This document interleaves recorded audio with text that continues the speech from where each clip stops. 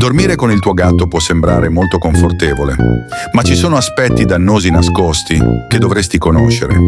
I peli e la forfora del gatto causano l'accumulo di germi invisibili sul letto che non possono essere visti a occhio nudo, ma minacciano la tua salute. Durante il sonno, queste piccole particelle si insinuano nei tuoi polmoni senza che te ne accorga, il che potrebbe causare problemi respiratori cronici. Di conseguenza, potresti svegliarti ogni giorno con il naso chiuso, stanchezza e sintomi di allergia. Inoltre, il movimento continuo del gatto interrompe il tuo sonno profondo, privando il tuo corpo del vero riposo. Quindi, mantieni la tua salute e riserva un posto separato per il sonno del tuo gatto. Ricorda, dormire non è solo chiudere gli occhi, ma è un vero recupero. Ma secondo voi è davvero così?